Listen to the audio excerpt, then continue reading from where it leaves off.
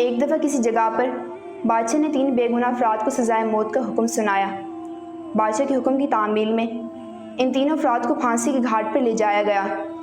پھانسی گھاٹ پر ایک بہت بڑا لکڑی کا تختہ تھا، جس کے ساتھ پتھروں سے بنا ایک مینار، اور مینار پر ایک بہت بڑا بھاری پتھر مضبوط رسے سے بندھا ہوا تھا اور ایک چرخے پر جھول رہا تھا۔ رسے کو ایک طرف سے کھینچ کر جب چھوڑا جاتا تو دوسری طرف بندھا ہوا پتھر زور سے نیچے گرتا اور نیچے آنے والے کسی بھی چیز کو کچل کر رکھ دیتا تھا۔ چنانچہ ان تینوں افراد کو اس موت کے تختے کے ساتھ کھڑا کیا گیا۔ ان میں سے ایک عالم، ایک وکیل اور ایک فلسفی تھا۔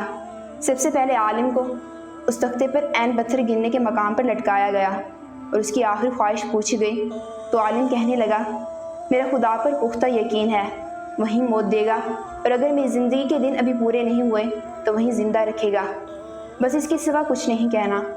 اس کے بعد رسے کو جیسے ہی کھولا گیا تو پتھر پوری قوت سے نیچے آیا اور عالم کے سر کے اوپر آ کر رک گیا۔ یہ دیکھ کر سب حیران ہو گئے اور عالم کے پختہ یقین کی وجہ سے اس کی جان بچ گئی اور رسا واپس کھینچ لیا گیا۔ اس کے بعد وکیل کی باری تھی۔ اس کو بھی تختہ دار پر لٹا کر جب آخری خواہش پوچھی گئی تو وہ کہنے لگا، میں حق اور سچ کا وکیل ہوں اور جیت ہمیشہ انصاف کی ہوتی ہے، یہاں بھی انصاف ہوگا۔ اس کے بعد رسے کو دوبارہ کھولا گیا تو پتھر پوری قوت سے نیچے آیا اور اس بار بھی وکیل کے سر پر پہنچ کر پتھر رک گیا۔ سزائے موت دینے والے اس انصاف پر حیران رہ گئے اور وکیل کی جان بھی بچ گئی۔ اس کے بعد فلسفی کی باری تھی۔ اسے جب تختے پر لٹا کر آخری خواہش کا پوچھا گیا تو وہ فلسفی کہنے لگا کہ عالم کو تو نہ ہی خدا نے بچایا ہے اور نہ ہی وکیل کو اس کے انصاف نے۔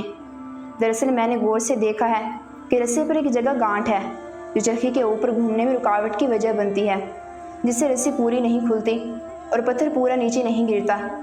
فلسفی کی بات سن کر سب نے رسے کو غور سے دیکھا تو واقعی وہاں گانٹھ تھی۔ انہوں نے جب وہ گانٹھ کھول کر رسہ آزاد کیا تو پتھر پوری قوت سے نیچے گرا اور فلسفی کا ذہین سر کچل کر رکھ دیا۔ بعض اوقات بہت کچھ جانتے ہوئے بھی منہ بند رکھنا حکمت میں شمار ہوتا ہے۔